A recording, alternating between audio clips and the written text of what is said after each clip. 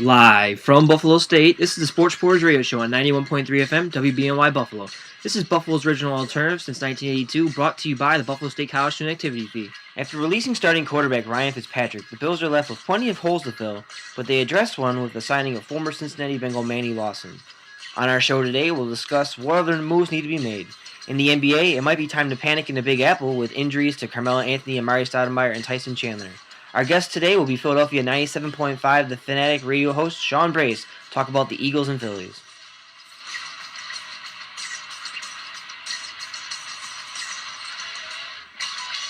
It's a pro day. The young man is throwing in shorts and a t-shirt inside with nobody rushing and nobody covering his teammate receivers that he loved to throw to during his college football days at West Virginia. Overrated. You just can't put any stock in what happened to Alex Smith at his pro day when all of the NFL executives and scouts in attendance gave him a standing ovation. I can't remember the numbers. I think it was like 62 out of 62 that Alex, not a ball touched the ground the whole workout. And then what happened? He was overrated as the number one overall pick. That was Skip Bayless on First Take talking about Geno Smith and his great pro day over there at West Virginia College. This is the Sports Reporters Radio Show. I'm the host, AJ Speier, joined alongside by Aubrey Gibert. We'll be having Sean Brace, the Philadelphia 97.5 The Fanatic radio host, will be on our show later on to talk about the Phillies and Eagles. Another team looking to possibly draft Geno Smith is the Eagles. We'll figure out their quarterback situation there. If they end up going the route of Geno Smith, though, what would happen to Michael Vick? Would he become a free agent? Could the Bills go after him? There's plenty of options right now for the Buffalo Bills. But let's start it off. The Bills released Ryan Fitzpatrick this past week, and the big move free agency they've made so far is Manny Lawson. What are your thoughts on the Ryan Fitzpatrick being released? Obviously, with the way Buddy Nix was basically catfished in a way, and then they go off and release Ryan Fitzpatrick. I'm actually surprised by the move. It's a move that everybody in Buffalo has been calling for years. Begging for. Yeah, begging for pretty much. I mean, me as well. But I'm surprised, not necessarily for the move. I'm just surprised that it happened so early. But I mean, obviously they had to do it with the roster bonus coming in $3 million. They just really didn't want to pay that much money for a guy who they seen as a backup. I think it kind of hurts the Bills too going into the draft too. Now it's obvious that you have to take a quarterback now because you only have two active quarterbacks on the roster with Aaron Corp, who we know is probably not going to make the roster. Yeah, so you have Tavares Jackson. So, like you said, the Eagles. I don't think the Eagles are taking Geno Smith whatsoever. Why would you re-sign Michael Vick and then have Nick Foles? I think it's all just a scheme by teams ahead of the Bills because they know they're desperate and they know. I think it's to the point now where the Bills might have to trade up to get him. Only team I can see that really would take him, that would need him, is Oakland at 3. What about Arizona? I don't think Arizona's going to take him. I think Arizona's going to take a left tackle. They need somebody. They brought in Drew Stanton, and he's going to compete for the job, and they need a left tackle. Their offensive line is horrible. I was never sold on Drew Stanton coming in. I'm not saying I'm sold on him either, but you need an offensive tackle. They can't. What's the point of having a quarterback if you can't even protect him? Do you really think that they're going to go with, like, Bruce Arians would come over from Indianapolis? I mean, he had Andrew Luck as his quarterback. He's really going to go with Drew Stanton as his starter over there in Arizona? That was his coach last year. He was offensive coordinator but just because you're the coach doesn't mean No, I'm not saying that either, but I don't think they're going to take Geno Smith. I think Matt Barkley. I think the Bills are threatened by I would say they would take he's Matt the perfect Barkley. fit for that team if, say, Oakland were to draft 3rd overall and they take Geno Smith for some reason. I don't see Oakland taking him. They could, but I don't hypothetically, say Oakland does take him with the 3rd Yeah. overall pick. I could see Arizona then taking Matt Barkley, but I don't understand why they would do that when you look at what happened last time they drafted a quarterback from USC and Matt Leinart. It didn't work out. Yeah. So if he's there at 8, which I highly doubt, I would take him from the Bills. I understand that pro days are not a level that you should judge a quarterback by. Like Skip said, Alex Smith had a great pro day. I think all these players. I think Jamarcus Russell had a great pro day.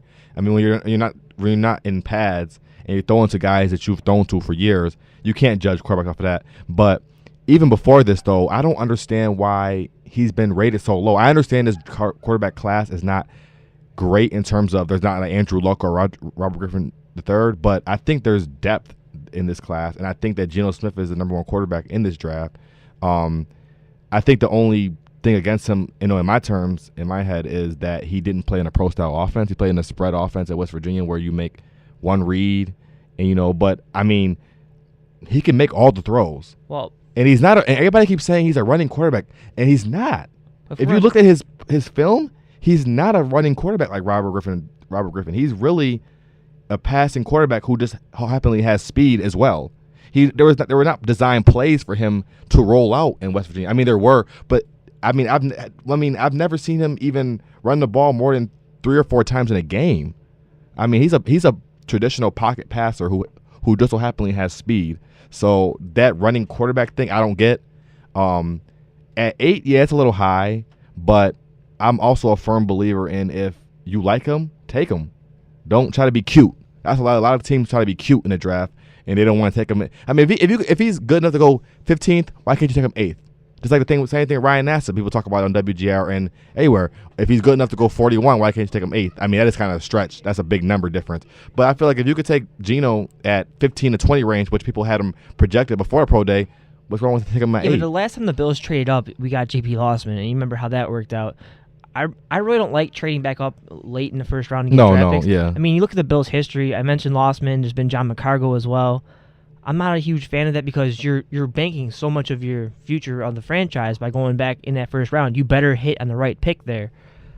Personally, I think Geno is the best. He's got the body of work like Buddy Nix likes, 4 years. I think Geno is the best quarterback in this draft, but you can't really go based off of West Virginia quarterbacks because the last one who was taken out of West Virginia was Pat White, and now he's currently trying to go after a baseball career because he couldn't. It didn't work out for him in Miami. I mean, coming in, nobody expected him to be a quarterback anyway. That's why he was already at a position change. But I love him for the Bills. I would honestly take him at 8. I would trade up for him. I don't know. It depends on how high. I don't want to necessarily trade to the top 3 or 4. That'd because then you have to give up a lot. Let me ask you this: but, if Geno Smith was in last year's quarterbacks class, when would he have been taken? Probably early second round. He probably wouldn't have been taken in the first round. And that's my point. Why take him in the first round when there's better value you can get somewhere else? Like for because instance, there's no other quarterback out now. there. The Bills need a guard now. And you look. All right, here's an example for an instance. Cincinnati Bengals got Andy Dalton in the second round. Okay. Why can't we do the same thing with our quarterback? Does it have to be Geno Smith? Because there was guys that were better than Andy Dalton in that draft. He wasn't the only. If Andy Dalton, if you take out who I don't know who was drafted ahead of him, but if you take him those other guys out, he would be a first round pick. It's all based on when you come out. It's not necessarily the talent. I mean, I understand what you're saying. I'm saying why he would be a second round pick last year, so that automatically means you take him in the second round the next year. I mean, let me ask you this: it's based on what's there. He's the best quarterback in the draft. In your mind, how great can Geno Smith be in the NFL? I think he could be a franchise quarterback. I really do. Now, when you say franchise quarterback, are you saying an elite quarterback? I don't think right away, but I think in 3 or 4 years he could be an elite quarterback. I don't see him having as much success as Cam Newton, RG3, just because of the fact that of what's around him. I don't think the Bills have that much around him as RG3 did. But I mean, nobody thought Cam Newton would succeed. I mean, Carolina really didn't have anything either. I mean, they have the same thing we have. They have a good running back and one good receiver. I mean, but we have a good offensive line. I think, Doug Marrone is going to tailor a system. It's a West Coast system where they're trying to push the pace. I think Geno Smith is used to that, running that speed tempo offense that down there in West Virginia. And he can make all the throws. That's what we need. That's the one thing that the Bills have not had, somebody who can throw with accuracy. And you have to have the accuracy, especially in that cold Buffalo weather. And windy, don't forget. You were talking about the scenarios. Okay, now let's go back. The year before last, before RG3 was drafted, RG3 was not even projected to even be a quarterback in the NFL the year before that. People were talking about him 6th, 7th round receiver. Yeah, but now look how but I'm just saying, you tell how 1 year makes a big difference. 1 year makes a big difference, though. But going into that year when RG3 had the Heisman candidate season, did anybody talk about him going second overall? My point exactly, because 1 year can make a difference. Yeah, you can say the same thing with him in the NFL, though, because now there's talks of how long will his career be. So. Yeah, based on that. But see, that's why I don't worry about it if I'm Geno Smith, because he's not a guy like, he doesn't have that blazing speed where you can use that to your advantage. He does have speed, don't get me wrong, but It's not a blazing speed. He kind of plays like Russell Wilson did before he faced the Buffalo Bills. Russell Wilson wasn't the kind of guy who was really scrambling before he faced Buffalo. He was a guy who would stay in the pocket, and then once he faced Buffalo, he had to scramble, and obviously it went off, and they had a great postseason run. Yeah, and he's a little bit bigger. Only thing I fear is, he wasn't really in a pro-style offense, but a lot of college offenses don't run pro-style offenses now. Here's one thing I've noticed so far when you're talking about the NFL. It's not always just a quarterback. You have to have a great offensive line in front of you as well. And now that the Bills lost Andy Levitre, you have to ask yourself, who's going to replace him? Because now you have Levitre in Tennessee. You have Chad Reinhardt, his backup, over now in San Diego. You got to be asking yourself, what's going to happen to these guys? Who you gonna replace him with? I mean, there's been great guards off the board already. Luis Vasquez went to the Denver Broncos. I mean, the Bills have a huge hole right now, and nobody's really talking about it. If I'm the Bills, I'm not taking Geno Smith with that first-round pick. I can get Ryan Nassib in the second round or Tyler Wilson. I do not like Ryan Nassib. I do not know what everybody sees in him. I really don't. The only thing but here's the point. All right, if you don't have Doug Marrone as your head coach, are we even talking about him? All right, but here's the thing. So like you said, why talk about him just because of the coach? That's what I really feel is why he's there. He's not good. Last year, people were saying the same thing about Ryan Tannehill. I still don't think I'm not convinced with him. I'm not convinced with him. With the weapons he had last season with Brian Hartline, exactly. I'm not convinced with Ryan Tannehill. I'm still even with what he got now, even with Dustin Collar today. I think that puts more pressure on him to show what he's got now. He's got the receivers now and a tight end. Let's see what you got. This is what we're gonna really find out about Ryan Tannehill. I'm not personally, enamored with him whatsoever. So it's gonna be interesting. We have our caller coming in. This is Sean Brace calling into our show, the Philadelphia 97.5, the Fanatic radio host. How are you doing today, Sean? I'm wonderful. How we doing today, guys? We would be doing a lot better if we had as many acquisitions as you guys do out in Philadelphia right now. All we have is Manny Lawson so far.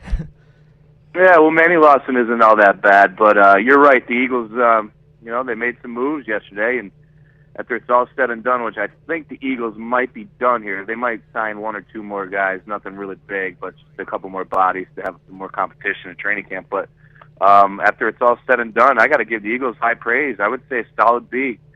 Nobody really that's going to wow you to death. Don't get me wrong, there's no Deshaun Golson in there, who I wanted, but a number of guys that are going to change the chemistry in the locker room, a number of guys that are going to come in here and compete, exactly what Chip Kelly and Howie Roseman wanted.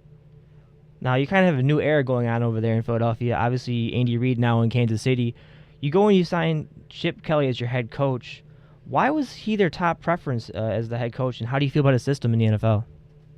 Why was he their top preference? That's a good question. It's one of those things where I think ego plays a little bit into it. Howie Roseman was a guy that he started off as an intern, came up through the ranks, and I got to tip my cap to that. But the fact is, he wants to make his mark, and I think bringing in Chip Kelly from Oregon, we know what he did out there with his offense and the systems that they were on out there. It's just, it seems like he's ahead of the curve, if you will. But I think that had something to do with it. Howie Roseman wanted to make his mark. That's my guy. But he was the hot name. There was a number of other teams that were definitely interested in bringing a Chip Kelly in as the head coach. I mean, obviously, the previous year, I think he was all but signed and committed to the Tampa Bay Buccaneers job. So, it was something that Chip Kelly wanted to do his whole life. He's always wanted to coach at the highest level. Eagles are in a good position, one of the top 5 franchises in the NFL. I just don't think personnel-wise they're there, but as far as the value and the namesake in Philadelphia and all that, I think you could say that they're a top 5 franchise. But to answer your other question, will it be successful in the NFL? It's a good question. When he was hired, all we heard was Chip Kelly knows he cannot run his Oregon system. He knows he'll have to adapt to other changes. There will be schemes, but he's not going to be able to run the full throttle Oregon-type offense. Now, here we are. I can only read what's being put in front of me. They bring back Michael Vick, a decision that I didn't agree with. The number of quarterbacks that they're going out and get, Dennis Dixon. They just signed another guy that had an Arena League appearance. He was a quarterback at Tulsa. Again, we're talking practice squad guys, but guys that all fit the mold of the option-style quarterback. So he's going to run his offense. Whether or not it's successful or not, it's too early for me to say a yes or no. But I like so far what he's putting together. I like the fact that, you got Deshaun Jackson who's going to be playing somewhat of a slot-type receiver. That's what we're hearing. Jeremy Maclin is excited. I know Shady McCoy is excited as well. Offensive line should be back and healthy. And if Michael Vick could just maybe get together for about 13, 14 games this year, who knows what will happen. Now you talk about Michael Vick being brought back and probably starting. There's been rumors out there that, that the Eagles have worked out Geno Smith in a little light workout. Do you see them even considerably taking him, or do you think it's just like a ploy to get somebody to trade up, maybe like the Bills to trade up and try to get him, or what do you think? Yeah, 2 days ago or 3 days ago, the owner, Jeffrey Lurie, Howie Roseman, general manager, and head coach Chip Kelly took a flight to Morgantown, West Virginia, and had Geno Smith throw 80 balls. He threw 64 yesterday, his pro day, and from what some of the people that were at the Eagles workout session, they said that they ran him through the ringer. So you read between the lines there. I don't think that the owner, Jeffrey Lurie, is going to hop on a flight just to put some smoke screen out there. I think that, Chip Kelly needs a quarterback to run his system. And you know what? Michael Vick is that guy for this year. That's fine. Dennis Dixon as well. If Michael Vick gets hurt, I'm sure he'll be in there. But who is it for 2014? And as a general manager, that's what you got to be worried about. Not so much 2013. The following season is what's important, and so on and so forth. So I would not be shocked if the Eagles were number 4 overall with selection. They chose Geno Smith as their quarterback. However, the reports are now that Geno Smith wowed everybody at that pro date that I don't know if he'll be available at 4th overall. It seems like Jacksonville's interested with the new general manager, new head coach, new offensive coordinator. They want to bring their guy. They're all ready to just go ahead and pass on Blaine Gabbert, which is amazing to me. And Oakland, they could say they got Carson Palmer out there all they want, but again, who's your quarterback of the future? So looking at it right now, if he's available at 4th overall, I think the Eagles take him. However, I won't be shocked if Geno Smith will be gone off the board when the Eagles have to pick up 4th. Now, the Eagles had some other big moves this offseason. Obviously, they lost Dominique Rodgers-Cromartie. They lost Nnamdi Asomugha. They decided to cut him. You look at their secondary. It's completely changed now. What is your opinion on their new secondary, and have they improved? Yeah, well, they just went out and signed 2 cornerbacks, Bradley Fletcher and Kerry Williams from the Baltimore Ravens, who started all 16 games last year. So Kerry's going to be the starter 100%. He's going to be locked and loaded at that position. Now, Bradley Fletcher is a guy that they just signed from St. Louis. He's been dinged up with a few injuries here and there.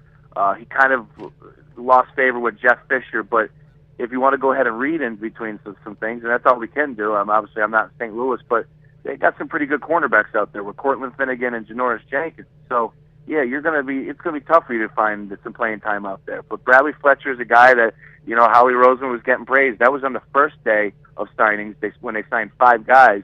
Out of those 5 signings, a lot of the experts were saying Bradley Fletcher's a guy that could come in there. He's going to compete for a starting position, and don't be shocked if he's your starting corner opening day. And then, obviously, with the signing of Kerry Williams from the Baltimore Ravens, that's your starting cornerbacks right there. That's the way I'm looking at it right now. Obviously, we got a long ways to go. Training camp and the draft is upcoming. Who knows if, like I said, if Geno Smith is off the board at 4th overall, we were hearing D. Milner was going to be selected, the Alabama cornerback. So if you're going to go ahead and take a cornerback at number 4 overall, I'd be hard-pressed not to imagine that he won't be your starting cornerback at the beginning of the season. Now, sticking on the defensive side of the ball, you just signed Connor Barwin yesterday. Do you see this team as a 4-3, or are they moving to a 3-4? Do you, possibly maybe even getting Deion Jordan in the draft, a guy that, played for Chip Kelly there at Oregon? Yeah, Chip Kelly wants to transition to a 3-4. Now, can it happen overnight? No. And I think he realizes that. There's a couple pieces on this team right now with Trent Cole, Brandon Graham, and a couple of other guys that were on the team from last year that are still going to be here this year that, are accustomed playing a 4-3 system. Now, Chip Kelly, since day one, has said that he wants to go to a 3-4. Now, Connor Barwin being brought in, that's your first linebacker out there that is natural in that position.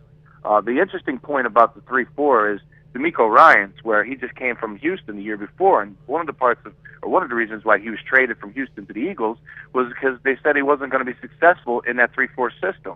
So now all of a sudden you got D'Amico Ryans, who had a decent year last year, a quiet year, but if you look at his stats, I think he had 100-plus tackles, pretty solid job, but it was just quiet, under the radar type of season.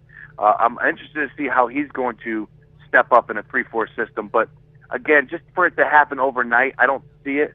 but they will run some sort of hybrid type version, 3-4, 4-3. And if you talk to some of the experts out there, nobody clearly runs a traditional 4-3 or 3-4 anymore. There's always some sort of in the middle. One other thing I will say about the 3-4 happening overnight is a guy that I respect, and I think everybody across the board is, when you talk about NFL football, is Bill Parcells. And Bill Parcells will tell you it takes 2 years for you to go to a 4-3 to a 3-4. So I'm really interested to see how it's going to play out. Once again, it's the great unknown. We got the head coach, Chip Kelly. All we can do is guess at this point in time. I don't know what he's going to do. I know what he did in Oregon. Will he do the same thing in the NFL? To be determined, you know? The NFC East is always a really competitive division. Obviously, with the additions, the Eagles look to be a lot better this season and possibly make the playoffs. But how do you feel the Eagles compare on paper with the rest of the NFC East? Paper? Everybody loves the paper champion. You know, I expect the Giants to bounce back. I do. I think the Redskins, obviously RG3, who knows what's going to happen there. I mean, this is a second ACL injury, so that's scary. That's why these, you know, I once had a conversation with Dick Vermeil, and he said he never would want a quarterback that could scramble. His quarterback always has to be able to drop back, give me the pocket passer all day. And it's hard to argue that point because of a guy like RG3. You know, I mean, this guy is top of the world as far as talent, but he's no good if his knee is getting blown out in the first playoff game. You can't have that. So I'm really interested to see how he bounces back. I'd be shocked if he's ready to go for week 1. I think Adrian Peterson is a freak of nature, and that's why that happened. But I'd be shocked if RG3 is ready to go for week 1. So I think that's going to hurt the Skins. Everybody's on that Kirk Cousins bandwagon. I'm not. And the Cowboys, you know, they're going to be competitive, but I'm just not a big Tony Romo fan. He always folds in the clutch. Will the Eagles be good this year? It's just they need a lot of stuff to go in the right direction. So if you were to ask me right now, in March, what I think their record's going to be, I would say somewhere around 500, somewhere around 8-8. Can they squeeze 9 wins? Sure, but didn't the Giants win 9 last year and they didn't touch the playoffs? So anything can happen, but if you were to ask me right now, I'd say somewhere around 500. Now, former quarterback for the Philadelphia Eagles, Kevin Kolb, is now a free agent. The Bills are still looking for a starting quarterback, and there's a possibility that we could sign him. I know that there's rumors the Jets are going to look at him. What are your thoughts on Kolb as a quarterback? Kevin Kolb was a guy that when he was getting his shot, I really thought he was going to be something good. I really did. I watched him in Houston. He had a phenomenal freshman season. So I was really caught up in his career. I did some stuff with Conference USA for a number of years. So I enjoyed watching Kevin Kolb play. I thought he was going to be successful, especially with Andy Reid's system. However, he got his opportunity, and he got hurt. And that seems to be the story of Kevin Kolb's career. Some guys are just injury-prone to the T. And that's exactly what Kevin Kolb is. Either concussions or ribs or, you know, just a leg injury here. Just something always happens to Kevin Kolb. So I would caution any team that wants to sign him. If you want to bring him in to compete for a roster spot, sure, that's fine. But if you want to go ahead and think that you're going to be a playoff team with Kevin Kolb at the helm, I don't think so. And I think it's important for a team like Buffalo to go ahead and get this one right. A matter of fact, if I was even Buffalo, I would even try and think about some quarterbacks in this upcoming draft that could possibly make that transition. I don't know if you're going to find that franchise quarterback in this draft. Ryan Nassib is a guy that interests me. E.J. Manuel interests me in this draft. So I think there's a couple quarterbacks in the draft that they need to look at if you were asking me about Buffalo, what they should do. Kevin Kolb, I'm not really sold on Kevin Kolb. Shifting over to baseball with the Philadelphia Phillies. Relatively a quiet offseason, you know, as referred to the last couple of seasons. They've been dealing with a lot of injuries, especially in the infield. But now you bring in a guy like Michael Young, and then, you know, you have Ryan Howard and Chase Utley, both seem to be healthy. Is this the best infield in baseball, if healthy? Ooh, best infield in baseball. Oh, man. Yeah. You know, you always want to, anytime you start talking about the best, you always want to look at the Yankees. And that's not going to happen this year. But, you know, Michael Young is interesting. He's a 300 hitter. And if he could bring that to this team, I don't know where he's going to bat, but I would even put him in the 3-hole. Defensively, you know, he's a little long in the tooth. He doesn't have the range that he once had. Still a decent glove. He's going to give you a little bit more than Polanco did the previous season for the Phillies. You know, Chase Utley, it seems like he's healthy. Who knows? Anything can happen. But I would hope, crossing the fingers that he's able to go this year. But you're talking about degenerative knees. Anything can happen. Anything can act up, and it's a long season, 162 games. I mean, that's a grind. Ryan Howard is a guy that I do look to bounce back this year. I really do.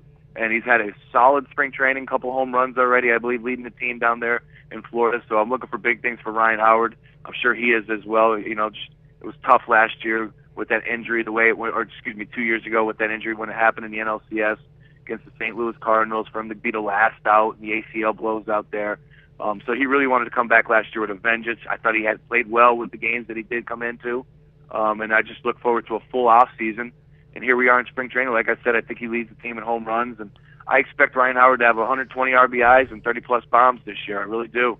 The infield, Jimmy Rollins is down there in the WBC. Looks like he's in mid-season form already, ready to go.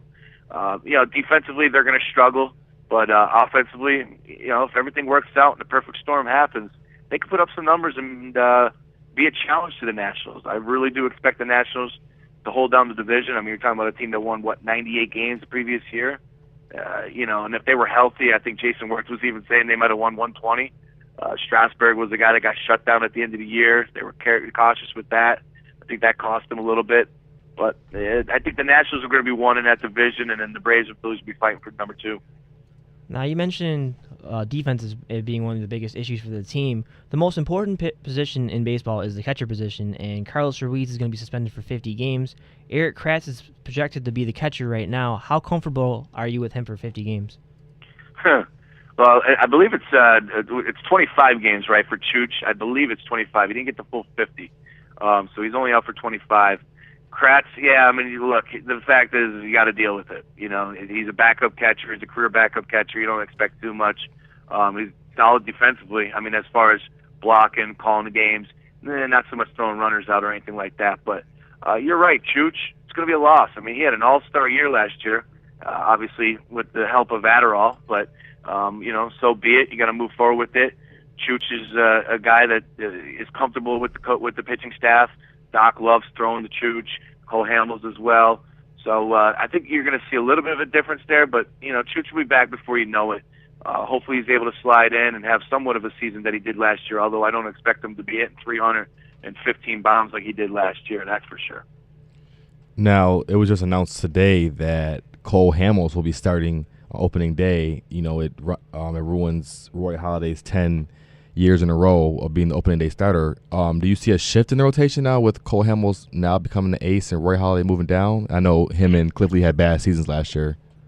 Well, it's interesting. Look, Cole Hamels, it was a no-brainer. He needed to be number 1. And I think we were all saying that rolling into spring training, everybody, all the fans. So that wasn't too much of a shock. And Doc he's a professional. It's no big deal. Obviously, if he was pitching top-notch Doc like he was 3-4 seasons ago, best pitcher in baseball, then we would have an argument. But Cole Hamels is clearly the best pitcher on the staff last year, led the team in wins, got that $100+ million contract, so he needs to be the opening day starter. Doc is scary. Doc right now is losing some miles per hour off his fastball and velocity off his pitches down there in Florida. So I'm really concerned. Let's put it that way. I'm concerned about Roy Halladay and how he's going to be this year. It seems like, he's going to have to throw up. He's really going to have to put up some smoke and mirrors to get some batters out this year. I think he can do it. However, we're talking about a healthy Doc. I wouldn't be shocked if he spent some time on the DL this year. He did last year, I believe, some shoulder injuries or some pain in his shoulder, discomfort. So, it happens. He's not a spring chicken anymore. The guy's 30-plus years old. So he's been doing it for a long time. I just expect Doc to go ahead and get the guys out. I really do with his fastball, make him think change up. I mean, he's tricky when he wants to be. He's going to have to work harder this year than any year before, that's for sure. And Cliff Lee, we can go ahead and sit here and say Cliff Lee had a bad year last year. And to Cliff Lee's standards and the paycheck, he did. But his ERA wasn't all that bad.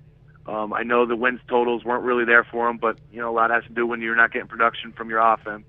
So I think Cliff Lee would be fine. Doc is definitely the huge question mark for this year. If Halladay is able to stay healthy and Lee can continue that second-half success he had, how do you feel the Phillies compare to the rest of the teams in the National League?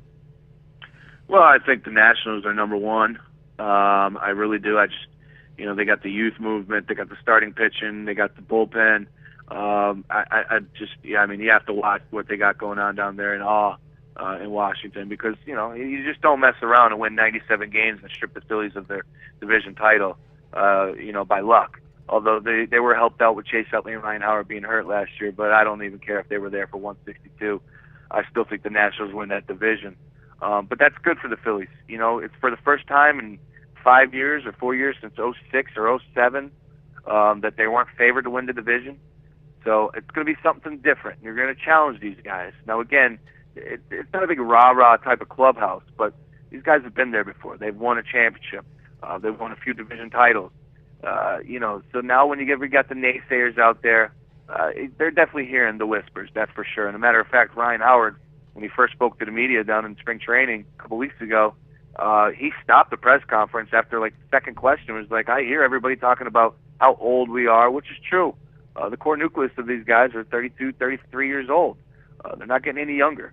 But Ryan Howard heard that, and he stopped the press conference and said, you know what? I hear what you guys are saying, but I'm not buying into it, and nobody else is here. We're going to be back. We're going to be ready to roll at the start of the season. So if they can remain healthy, they're going to compete. Obviously, with that second wild card position, I'm still shocked that they didn't make it last year. And as poor as the season as it was for the Phillies last year, they almost slid into that second wild card spot. So, look, the Phillies are going to be in the top five teams top five teams in the National League. I think you can go ahead and book it. I would go ahead and tell you right now, in March, it's going to be between them and Braves for that second wild card spot. And I wouldn't be shocked if the Phillies get him this year. All right, and my last question for you is going to be, you're in the same division as the Miami Marlins. Last year they had those big moves in the offseason. This year they go and they implode by making that huge trade with the Toronto Blue Jays. What are your thoughts on that? There seems to be something happening down there that we don't know too much about. Obviously the owners, just he's in his own world. To go ahead and get that brand new stadium, go all in 1 year with Ozzie Guillen and then the boys, Jose Reyes, and load up, and then all of a sudden it doesn't work out. Next thing you know, you start just selling everybody. Hanley Ramirez, firing Ozzie Guillen. I don't know. Something's happening down there. The Marlins, you really can't fault them too much, because how many World Series have they got in the last, 15 years? They've actually won. So as much as I want to rip the owner, I got to say I understand. He just tore it down and said, you know what, we're going to start fresh. I'm sure the fans down there in Miami aren't too happy. I know I want to be. And I sure as hell want to go see a game this year. If you're just floating out there Giancarlo Stanton, if that's the only guy you're going to put out there on the field for me to go watch, I'll probably watch from my couch. But the Marlins, they're going to be at the bottom of the basement. The Mets, I think, are going to be fighting for that position as well until they get their pitchers going next year. I see the Mets taking a step in the right direction with some of the pitchers they got coming up through the ranks. And like I said, the Braves and Phillies will be fighting for that number 2, and I think the Nationals will win the division. All right, thank you, Sean, for joining our show today, and good luck to all your sports teams in Philadelphia. Thank you. Yeah, thank you very much for having me, guys. Good stuff. All right, thank you. That was Sean Brace, the Philadelphia 97.5, the Fanatic radio host, joining our show to talk about the Phillies and the Eagles in that Philadelphia sports market. A lot of interesting points made there. Obviously, the Geno Smith comment was the one that really made me the most interested. The fact that maybe the Jaguars, a team we really didn't really talk about earlier in our show, as a team who might go after Geno Smith. What are your thoughts on that? Yeah, earlier on, it was thought that they would take him, over Blaine Gabbert. I don't see it happening simply because they have so many needs on the defensive side of the ball, and they're not a team that's 1 year away. I think they can wait till next year, because next year's draft class, man, it's good to grab. It's a good draft class. It's good. It's gonna be, let's put it this way: next year's gonna be a good year if you need a quarterback. That's why I wish we could fast forward a year for the you kept Bills. Whispering Johnny. I mean, you got Johnny Manziel, Teddy Bridgewater from Although Louisville. He'll be a sophomore next year. No, he's a he redshirted, so he technically could be a junior if he wanted to leave. And I mean, he can't even go. You hear that he's taking online classes because he gets mobbed when he goes to school. He can't even go to class. He's taking online classes because everywhere he goes, people want his autograph or a picture. I mean, you think that maybe he's just being a little, he's trying to take advantage? No, but I mean, his stock is high, and he's already come out and talked to Kurt Herstry and said that this probably will be his last season at Texas A&M. And then you got Teddy Bridgewater from Louisville. He's a great guy. That'll be the key, though, as you mentioned right there, the fact that he didn't want to deal with all that pressure being on the fans. The question I have is, can he handle it during the regular season, the pressure of possibly trying to go and win that BCS championship? It's going to be a big test. And, they start off the season versus Alabama, I think, in September. So that's going to be a big test right there. They're going to probably be the number one team in the nation. But that's a huge red flag to me that he can't handle that pressure. I don't think it's more he can't handle it. I think it talks more to his character. He's not a guy who wants to soak all that in. He's a guy who's a home kind of guy who doesn't want to be sucked in by all of the pressure and everything. Because with that comes pressure. Now everybody sees what you did for a year. Now everybody, Texas A&M's on the map now. They're a team to be reckoned with. I mean, they beat Alabama. They're only team to beat Alabama in Alabama last year. So they're going to be a top 5 team this year, and they're a team that people are expecting to, possibly win the SEC and go to the national championship this year. Yeah, Will they? I don't know. Yeah, but that's something you got to deal with when you make it to the NFL. A lot of fans want to get to know you. I mean, Buffalo's a perfect example of that. I mean, Mario Williams, when he goes out there, everyone knows what he looks like, and they're willing to say hi and stuff like that to him. It's something he has to learn how to deal with. I mean, yeah, he was only a 1-year starter. Yeah, I understand. I mean, him as a freshman, it's a lot to take in. Yeah, but especially with the success he had a lot of success. I mean, this is the first year they moved to the SEC. Imagine if Texas A&M went to the Big Ten, stayed in the Big Ten. What he would have put up in the Big Ten, because the Big Ten defense is nothing near the SEC defenses. So, I mean, they might have went to the national championship last year if they were still in the Big Ten, because, I mean, if you could beat Alabama, you could beat anybody. All right, we have to take our break because we went a little bit over, 10 minutes over. When we come back from the break, we'll talk a little bit more football, maybe get into the NBA. I know the sports update will be on the NBA. I know you have a few things you want to talk about, so we'll be right back.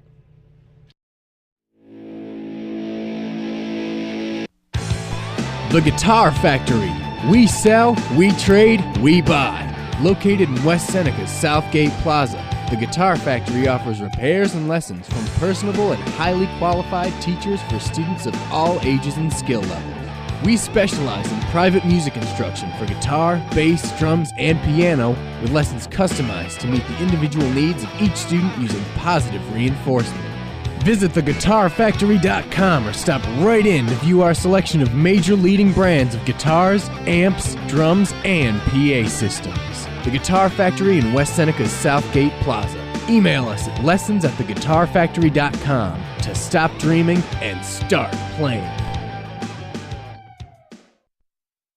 What the hell is going on? We are the people who make sure things happen according to plan. We monitor the entire world. Just remember, we tried to reason with you. We are 91.3 FM, WBNY, Buffalo's original alternative.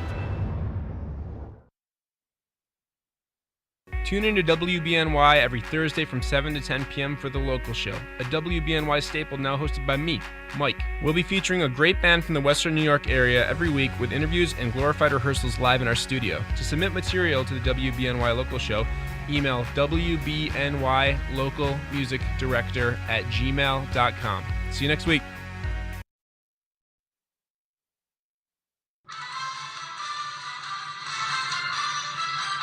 This is your 91.3 FM 3030 Sports Update. The Trailblazers handed the Knicks their third straight defeat, 105-90 last night.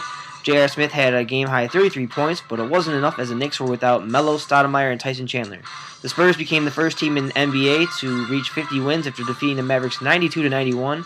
Tim Duncan had 28 points and 19 rebounds.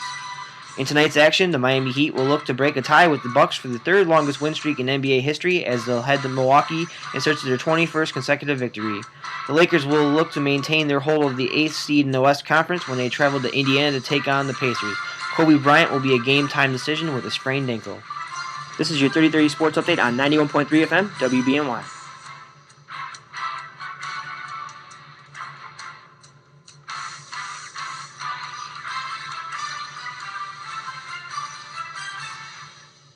And we're back on the Sports Reporters Radio Show. I'm the host, AJ Speier, alongside Aubrey Gibert.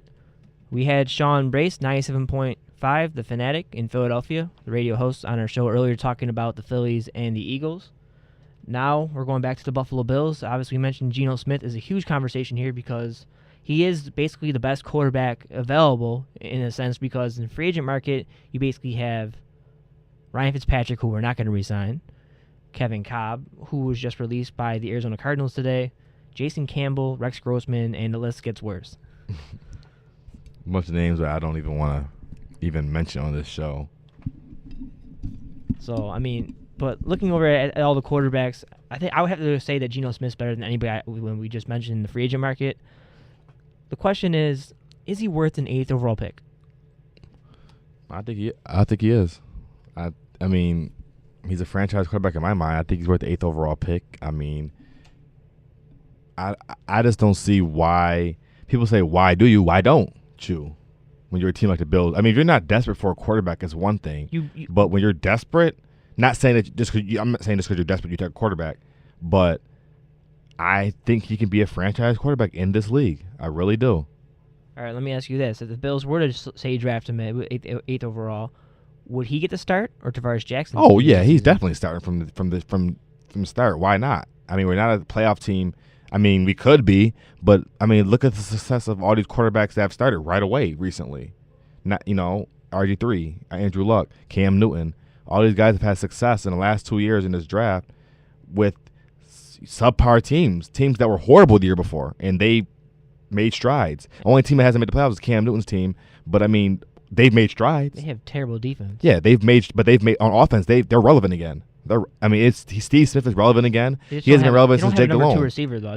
They're lacking still, but they're relevant. But wow, Greg Olsen in Carolina. But it's just another part of the story. But you look over at the possibility of getting Geno Smith. I don't know if he can be that top 10 quarterback in a few years. So let me ask you this: what makes Ryan Nassib a franchise quarterback if you don't take him? If he's not good at taking the first round, let me ask you that. Everyone admits that this is going to be a weak quarterback class. Okay, it's a weak quarterback. You're basically banking the next 5 years of your franchise on Geno Smith if you draft him with the 8th overall pick. If you play it's not like we haven't made a mistake before. If you play it safe and go with a guard from Alabama, no, not in the top 10.